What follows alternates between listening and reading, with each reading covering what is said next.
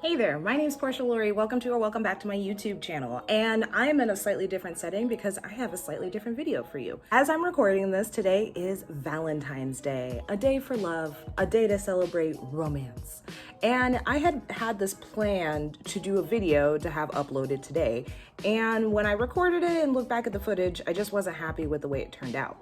So I spent a week being depressed about it and feeling upset at myself that I wasn't able to get it done. And then today I decided to wake up with new energy and decided I would still re-record what I wanted to do and just release it later. So today I have a tier list for you. I've been watching all these different YouTubers make these ranking lists and I'm obsessed with them. I think they're hilarious and really fun. And I've been wanting to do the same thing as well. So I decided to hop on that bandwagon and do one for myself.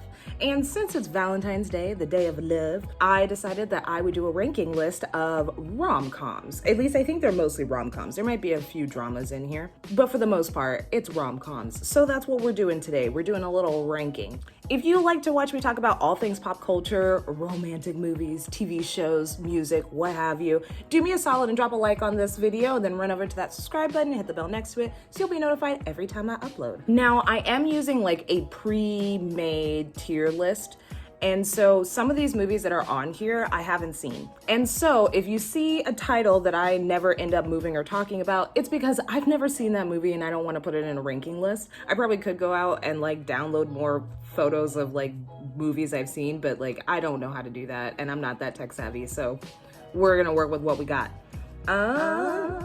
So yeah, let's just get into it. So if you haven't seen a tier list before, let me break down how it works. So below you'll see the list of movies that I have to choose from.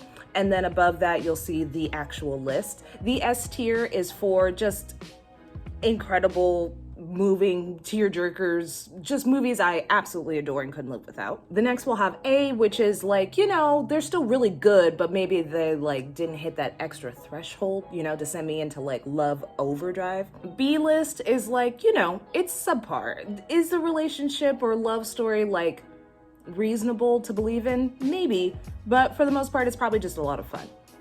For the C category, that's definitely where I think the bulk of these movies will probably end up being. And that's just like the satisfactory, you know? It's a C for average, you know? It's not great, but it's not terrible. I don't feel like I wasted my time, but will I watch it again? Jury's still out. And for the D list, well, you know what that's for. That's for the unwatchables, the absolute ridiculous, cannot believe that this got made into a movie. How did they steal this much of my time? Who do I sue so I can get that time back and the money I spent on said movie? So now that we've kind of broken down what the lists mean, let's put some stuff into that list. I don't know. So 10 things I hate about you. Now this, it's gotta be one of my absolute favorite movies. So 10 Things I Hate About You is a modernization of a Shakespeare play called Taming of the Shrew. We meet Cameron, Joseph Gordon-Levitt, and he is new in town, an army brat, and he's being shown around the school by this kid, Michael. And as they're touring the school and Michael's kind of giving him the lay of the land, he sees this girl named Bianca and becomes immediately obsessed with her. And essentially the entire movie is Cameron getting Heath Ledger's character to tame the shrew cat so that he can take out Bianca. And of course they fall in love, yada, yada, yada. You get the gist of it. The best thing about 10 Things I Hate About You, bar none, is the fact that Heath Ledger's in it. And he's just phenomenal. And I just love the chemistry between him and Julia Stiles, who in real life, they actually dated for a while. I think probably after meeting on set of this movie, but I don't know for sure. And not to mention it's got this like, you know, kind of sinister-y side of the storyline because the only reason he's going out with her in the first place is to make some money. Of course, it becomes something more than that later. It's a storyline that's as old as time, but for me, it works in this movie. So I definitely have to put 10 Things I Hate About You in the S category. I think it's phenomenal. Also, sidebar, Gabrielle Union's in it. So growing up, there's a lot more representation of Black women in film. It's still not great, but it's getting better. But something I remember a lot growing up is that I would keep seeing this girl, Gabrielle Union. She would pop up in literally everything. And she was like She was the black best friend to everyone in the late 90s, early 2000s. I don't know if I'm putting it in the best way, but I always really enjoy seeing her show up in movies. Even if her role is super small, she manages to find a way to like make me remember that she's in the movies. She's done so many bigger, better things since then. She's gonna pop up a few other times in this list, I can already see. So the next movie I'm looking at is gonna be 500 Days of Summer. I guess this, okay, so it's not all just like romantic comedies. There's going to be some dramas in there too. But 500 Days of Summer, man, do you want to cry today? That's how I feel about 500 Days of Summer. It's absolutely fantastic, but so incredibly heartbreaking. But I feel like this movie now is seen as kind of controversial. If you've ever read into any movie tropes, then you've probably heard of the manic pixie girl, what people say Zooey Deschanel's character is essentially supposed to be. She's kind of this character that isn't whole. She just exists to move Joseph Gordon-Levitt's character into like wherever he needs to go. Does that make sense? Like she's more of like an emotional support human than like an actual fully developed and realized human. But I think that's neither here nor there. I think you could look at this movie and just be like, it's just a story about falling hard for someone, not noticing or picking up on the red flags, and getting your heart completely stomped on. And I think that's something that everyone can relate to in some way, shape, or form. 500 Days of Summer. I literally feel like I can't live without this movie. However, this isn't a movie that I'm like dying to rewatch over and over again. So I am gonna put this in the A category only because rewatchability is pretty tough. Oh, the next movie is so great. I am a big Hilary Duff stan. I adore her. I've been known to refer to her as my spirit animal. And I would say A Cinderella Story is like just a quintessential early 2000s rom-com. It hits every note, you know what I mean? She's got the nerdy best friend, she's got a terrible stepmom that's mean to her, so of course she has to like overcome that. And she meets, you know, a rich kid who's like doesn't understand the struggle. They end up together in the end and they drive off to college together. It's all very, very cliche, very predictable, but like the sweetest movie ever. I kind of feel like this has to go into the S category. There's just no way around it. I feel weird putting it into A. And honestly, it's one of those movies that I rewatch at least once a year. The last time I saw Chad Michael Murray though, he was boarding a rocket ship and the leader of a cult. I don't know if you guys watch Riverdale. I just remember there's like a scene of Riverdale where Betty finds out that her mom and her sister are like witches or something, and like her sister throws the babies into a fire pit and then they float, and that's when I turned off Riverdale forever. Next up is A Star is Born. I have a lot of mixed opinions on this movie. Okay, so the general story of A Star is Born is the famous musician who's struggling with a substance abuse problem, meets a girl in a random ass bar, and then decides that he's just gonna like be with her, like this is the lady. That's essentially it. And spoiler alert, if you haven't seen A Star is Born, which I don't know how you could have avoided knowing how this movie turns out at the end, but he dies. So I enjoyed this movie because I think the acting is really good. I was honestly incredibly nervous because I feel like there's this theme of when a singer wants to become a movie star, they always cast them in movies where they're playing singers, which makes sense because obviously they have experience in that, so they can draw from personal experience to make the acting come alive.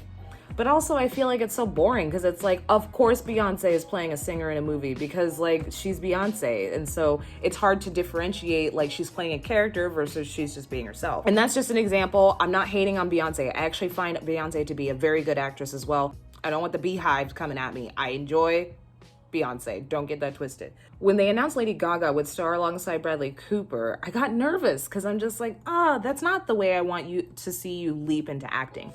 And I know she had done some stuff on that, what's that horror TV show? I don't remember the name of it because I don't watch it, but you know what I'm talking about. But since I hadn't seen that and I had no experience of watching Lady Gaga do any type of acting, I really didn't know what to expect. But I was very like pleasantly surprised by her performance, regardless of the fact that she is a singer. And so like this is kind of like in her wheelhouse. I thought the really high emotional scenes were really well done, were really believable. You know, I get caught up in the moment. I in that movie, I was able to forget that she was Lady Gaga, if you feel me.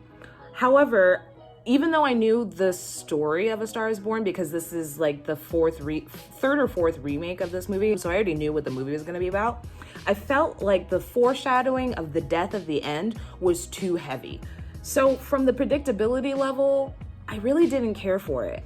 But I wasn't blown away by Bradley Cooper in this movie. I just thought he was alright, you know? So all in all, I do find this movie to be pretty good. Rewatchability though, pretty low because it is so sad. They will not stop playing Shallow on the radio, and that has really tarnished me wanting to rewatch this movie because I'm just like, how many more times can I listen to that song? So for A Star is Born, I'm gonna throw this into the B category. I feel like that's not gonna be a popular opinion. I feel like it's a very unpopular opinion, but I just don't find it that great. I think it's alright, you know? And the next movie is just, I've talked about this movie in so many of my videos that I'm not gonna spend too much time talking about it. If you want like my full thoughts on this movie, go check out my video where I talk about book to screen adaptations, because I really go in depth about this movie. But A Walk to Remember, it's one of my absolute favorites, is definitely going in the S category, and I don't want to hear anything about it. I don't care. It's one of my favorite movies. I rewatch it all the time. Grease. Okay, so there's not a whole lot of musicals on this category, which I think is actually a total shame. But Grease, oh my God, it's just such a classic. Like, who doesn't know that movie? Grease is one of those staples that like, it doesn't matter how old you are, somehow everyone knows the entire movie, all the songs, everything. Now, does this movie stand the test of time? Yes and no. The music is still, you know, really fun to bop around to. It's still really catchy, you know, the dance scenes are super fun. Some of the dialogue and like the main idea of Danny being this bad boy, and at the end, Sandy becomes a bad girl to fit in with him. Example of how to be in a healthy relationship. But is it fun?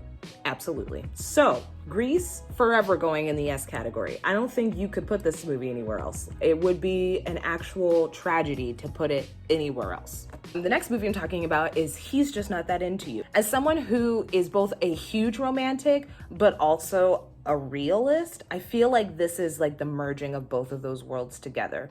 So He's Just Not That Into You is actually based on a book that was written by some psychologist guy, and it was about relationships and how men and women are in relationships. The movie really kind of breaks down those tropes that we see in movies and hear about in songs, and shows you how they apply in real life in real ways, if that makes sense. The main character is basically longs for this like unrealistic, can't live without you, leaving you breathless type love. She eventually learns in the movie that that kind of thing, while can exist, you can't find it by being desperate, essentially. And ultimately, when she stops looking for love is when love finds her. And I like that kind of storyline because I think that's way more realistic. Not to mention, not everyone in the movie ends up being with the person that they thought they would be with, you know? A lot of them end up alone or finding themselves. And I like stories like that because it gives everyone someone that they can relate to. I believe that this movie also kind of started, you know, those like big movies where they would have like a shit ton of celebrities and they would find ways to intertwine all their stories together. One movie that I think is definitely missing from this category is like Valentine's Day. And I think He's Just Not That Into You is the predecessor for Valentine's Day. And it's also a lot better because in Valentine's Day, it's just like a cursory look into all these different lives, whereas He's Just Not That Into You, it's more played out. You know, you get to see all of the different love storylines being played out at the same time. And then it's at the end that you kind of find out how connected everyone else is. So for He's Just Not That Into You, I had to put this in the S category, but I remember for like almost like 6 months straight, I would fall asleep to that movie. It would just be on an auto rotation on my DVD player. And I just know that movie like the back of my hand. How to Lose a Guy in 10 Days. I know this was a very popular movie. I know it did very well at the box office. I know it's in a lot of people's top 10 rom-coms. I honestly think this movie is beyond boring. I don't think that Matthew McConaughey and Kate Hudson have the greatest chemistry. I think they're just kind of like, eh. I mean, they look good together on screen, but I don't feel any love in their interactions. I don't feel anything when I watch this movie. The general concept of the movie, I think, is well thought out. Like, I like the idea of a writer who's kind of using him to create a story, also becomes something that more meaningful and becomes real to her later on. I get all of that. I just don't find any chemistry in between the two main leads, and therefore I don't really enjoy this movie. So I'm sorry. I'm sorry, Matt. I'm sorry, Kate, but you're going right into the D. Tall Girl. I watched this movie, Tall Girl, because it was available on Netflix and people said, hey, you might like this. But I watched this movie and I just, no, there was nothing here that I enjoyed. And this also could have to do with the fact that I'm just not a teenager anymore. So like these references I don't really care for. I wasn't blown away by this movie and I wanted to like it. I especially wanted to like it when I realized that her best friend character was kind of like Ducky in Pretty in Pink, and I love Pretty in Pink. I just didn't really care for this movie. The only thing I do like is I enjoy Sabrina Carpenter. I thought her character was kind of funny. I thought she had some moments that were kind of cute, but as a whole, no. Rewatchability, no. So I'm going into the D category. What did I say C was? C was sufficient or average. You know what? I'm gonna move Tall Girl up because I thought it was a little bit more entertaining than How to Lose a Guy. So I'm moving it into the C category. So To All the Boys I've Loved Before. So this is another movie like Tall Girl where I just saw it pop up on Netflix. I had been told like, hey, if you like these kind of movies, you might be into this one. It's based on a book series. And so I decided to check it out. And it was one of those movies I just put on in the background while I was like cleaning and like eating and doing stuff in my house. And I found myself to be really wrapped up in the storyline. It's this girl and she's written all these letters like over her life to all the boys that she's ever loved, confessing how she feels for them. And I feel like it's some kind of cathartic way for her to accept her emotions and also be able to move on. But her little sister actually finds all these letters and ends up sending them out because they're all in envelopes, like as if they should be sent out. And in an effort to keep it underground, her feelings for her sister's ex-boyfriend, she ends up fake dating one of the guys from one of the letters, and then that ultimately turns into a relationship. I don't know, it's just very lighthearted. It doesn't require a whole lot of thinking, it's not overly emotional, but it's definitely relatable. So I'm throwing To All the Boys I've Loved Before, I think into the B column, because it's definitely rewatchable, but I do think it's very, very predictable, but it's fun. So it's like, it's very middle of the road. I wonder if I should put this, actually, I'm gonna throw this into the A category because this is part of a trilogy and I watched the second movie as soon as it came out, Valentine's Day weekend. The third one just came out, so I'm probably gonna watch that after I wrap this video.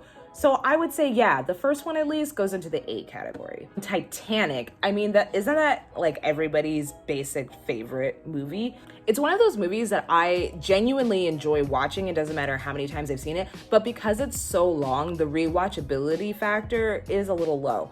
Typically, if I'm gonna rewatch Titanic, I'm fast forwarding until that boat starts to sink, because that's when it really gets good. I know that sounds terrible, but whatever. It's the most entertaining and dramatic and intense part of the movie, and it's great. So due to lack of rewatchability factor, I'm gonna throw this in, no, I can't put Titanic below To All the Boys I've Loved Before. It's actually gonna go right there. Boom.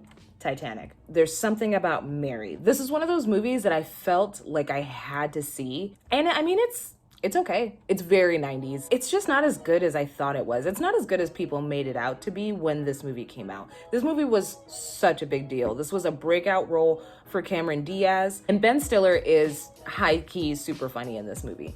But because I don't think it aged that well and the rewatchability factor is low, I'm gonna put this into C, but above Tall Girl. I think it's very middle of the road. It's a fine movie. That's it. That's all I have to say. I just realized that they have the second To All the Boys on here too.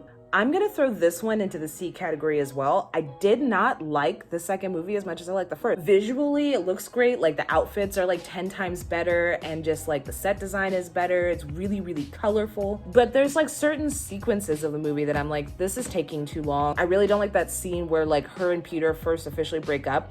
and she's like all of a sudden morphs into a music video and she's like singing along to this song. What's happening? This is very surreal. I don't know. I just didn't really care for it that much. So I'm going into B because the visuals are good in the movie, but rewatchability, low, Juno. And it's funny because I don't even think of this movie as like a rom-com. I think of it more as like a coming of age type movie. But at the core of it, I mean, it is a love story. Elliot Page, excellent job in this movie from start to finish. I loved quoting lines from this movie. I think that this, even though it's extremely controversial, and I can understand if you have reservations about watching this, but I don't know, I just think it's good. They make this really dark and at times like sad topic into something that is a little comedic and fun and lighthearted, and you know, it doesn't take away anything from what she's going through. It more is just like, this is how she deals with it, is through comedy. I just think that the chemistry with everyone, the dialogue, it just works. So I'm gonna throw this into the A category. So let's talk about She's All That. I just wanna shout out to Jaimie French, who recently did a makeup and She's All That, and I absolutely adored her breakdown of that movie. I'll try to link it in the description if I remember, and watch what she has to say about it. Chef's kiss, just, she gets it. She finds out that this guy had a bet going to make her prom queen, but then gets feelings for her, and then they get together. And like, that's so cliche, but I don't know, it works. And again, my girl Gabrielle Union sneaking up on us again, because I enjoy rewatching it, and it's just one of those movies that's like easy to throw on, easy to make fun of, easy to just watch. I'm gonna throw it into the B category. It's not a great movie, but it's definitely rewatchable and enjoyable to watch. The Last Song. So I'm throwing it into C, but with a heavy heart. I appreciate this movie, but it makes me more sad now, and now I can't really rewatch it. So now I'm about to get real controversial. Ready for an unpopular opinion? The Notebook is going into the D list. And I know that you're like, what the hell, how dare you? I don't like this movie. I've never liked this movie. I have watched The Notebook a billion times. I hate The Notebook. I think it's dumb. I'm sorry. I had to have at least one unpopular opinion. But I think that this movie is completely overrated. I think that the chemistry between Ryan Gosling and Rachel McAdams is manufactured. I know that like a lot of people would argue that they seem like they really loved each other on screen and they did date after this movie wrapped, but I don't feel it. I never felt it. I always felt like the character Noah came across really aggressive, manipulative, and I always thought that Rachel McAdams' character was just flighty and inconsistent and selfish. So I never got into this movie. I never got into the love story. Sorry about it. You can come after me in the comments, but I'm sorry if this is your favorite movie. It's no disrespect to you. It's just not for me. So Crazy Stupid Love. Essentially, Ryan Gosling's character meets Steve Carell's character. Steve Carell's wife just cheated on him, and Ryan Gosling is kind of giving him the ropes on like how to be single, how to get ladies again, and maybe eventually get his wife back. And in this movie, Ryan Gosling ends up falling in love with another character, whatever Emma Stone's character's name is. And that Emma Stone ends up being Steve Carell's daughter, which we don't find out until later. But I want to point out, I enjoy this movie because I think the chemistry between Ryan Gosling and Emma Stone is perfection. Like, I genuinely felt like they were attracted to one another and they played off of each other really well. So then later on, when they go to star in La La Land together, the chemistry continues. You know, I think another famous couple that I could reference would be, and I'm surprised they're not anywhere on this list, would be Adam Sandler and Drew Barrymore. And I think that's why they've been able to make so many successful movies together, playing a couple, because their chemistry is very realistic. But Crazy Stupid Love, going into the B category. I would put it in A, but I haven't rewatched it that many times, so I'm thinking like, it's more of a middle of the road for me. The movie that started my love affair with Emma Stone is probably easy A, which just this, again, Chef's Kiss, just, it's a beautiful movie. And my boy from You and Gossip Girl, Penn Badgley, this is my favorite character he has ever done in all of time, the Woodchuck, and it's just so fantastic. If you've never seen Easy A, what are you doing with your life? Easily S category. I just realized that Silver Linings Playbook is on here, so this movie I'm definitely going to be moving into the A category. I think if we're going to talk about healthy and unhealthy relationships, this is a great movie to actually reference. They're both kind of going through things both separately and then with each other. I feel like Silver Linings Playbook is like an actual look at like people going through mental health issues and how that plays into your relationships and your actions. It's just less glamorized mental health and it feels more realistic. The Fault in Our Stars. So I read the book and I was like, eh. And then when the movie came out, I thought they had good on-screen chemistry, but I just found this to be really boring. I thought it was overrated. It's going in the D category for me. I just don't find it that interesting. Sidebar though, the guy that started VidCon wrote The Fault in Our Stars. There's a few movies that are on this list that I'm just gonna talk about really briefly that I've always wanted to watch, I just haven't gotten around to yet. Love Simon, Reality Bites, The Spectacular Now, Theory of Everything, where you've got Mail. I think this is Sleepless in Seattle, which I also haven't seen. Love and Other Drugs, Garden State, About Time, Bridget Jones's Diary, My Best Friend's Wedding, Say Anything, Eternal Sunshine. Let me just kind of pick through and find the final few that I have seen so we can finish out our tier list. So Notting Hill I have seen, but I'm throwing it into the D category because I've seen it and I don't remember any of it. I know that she's like a famous actress and he's like a regular Joe Schmo and then they date and I think that's the whole movie. I don't know. I don't really remember this movie, but to me it's like not one of the best. If you're gonna watch a Julia Roberts romantic movie, it should only be Pretty Woman or Runaway Bride. Clueless, how can I forget? Now this is going in the S tier immediately. We don't need to even speak about why. That movie is just phenomenal and it's one of my favorites. It's so fun. The love story's weird, but it's fun. And all the characters are really fun. Is it more neat or neato burrito? I just really enjoy Clueless. Just Friends. It didn't age very well. Ryan Reynolds wears a fat suit, and I think that's all that you really need to know about that. And there's a lot of tasteless jokes. There's a few moments of it that are pretty funny. You know, there's this big slapstick scene where like he takes out all the lights from a house and it feels very National Lampoon. But it's just not a great, it's not a great movie. It didn't age well. Their chemistry is like not great. And really the only reason I even own this movie is because it's one of the few Christmas movies I can kind of stand. So it's going into the D list because I think, I kind of think that's where it belongs. Love you, Ryan Reynolds, just not your best work. Being Pink, which we talked about a little bit earlier because of Tall Girl, I'm gonna throw this into the B category. It's not a movie I rewatch all the time, and if I'm being really honest, I usually turn it off before we get to the ending where she makes her decision, just because it angers me. Another Molly Ringwald movie that is going directly into A is 16 Candles. Another movie that didn't age well. I don't know anything else to say about it. It's still a classic. I still enjoy watching it. It's a fun ride. Okay, our final movie that we are putting into our tier list, because basically everything else on this list I have not seen yet. She's the Man, with my girl, Amanda Bynes. I think actually this one probably aged just fine. I really enjoy this movie. It's so lighthearted, it's so fun, it's so gimmicky and silly. This is one of the first times I remember seeing Channing Tatum. I think this even predates Step Up. Amanda Bynes is at her absolute peak in hilariousness and carrying a movie on her own. Remember when Amanda Bynes was like the leading lady for a while? I hope she's doing well. Let's send all the good vibes to Amanda Bynes right now. But I'm putting this one a little higher up. I think I'm gonna put it in the B category. It's not a movie I own, so I don't rewatch it that often, but if I catch it on TV, I'm gonna stick around and watch it. All right, guys, so that's gonna wrap it up. This is my official tier list based on the movies given to me. Everything left at the bottom is things I haven't seen before, so I didn't feel comfortable ranking them. This is my rank. You will also notice that there is a sea of white people and not a single brown or any color but white. Ones that I watched growing up just didn't feature people that looked like me. It never made me think that I couldn't make movies that had people like me starring in them, and that's something I do hope to do in the future. I feel like it would be ridiculous to not bring up the obvious fact that there's no one of color that's in any of these movies.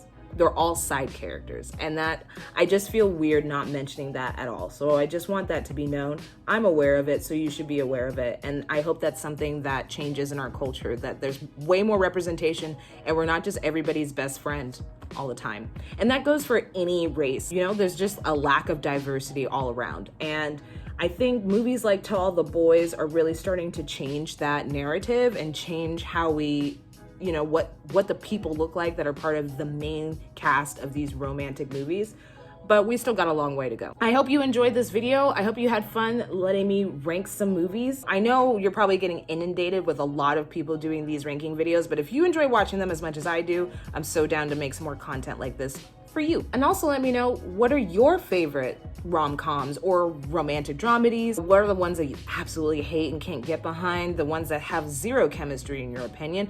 I want to know it all. Let me know down in the comments below. If you haven't already, do me a solid and drop a like on this video. Then make sure you go and hit that subscribe button and hit the bell next to it so you'll be notified every time I upload. When I'm releasing this, I'm fingers crossed it's by my birthday on the 24th. So you could stop by my Instagram and leave me a little happy birthday message. I would really love that. You can actually go follow me on all my socials. They'll be linked in the descriptions down below. But that's all I had to say. It's gonna be a wrap on this for me today, and I'll catch you guys next time. Bye.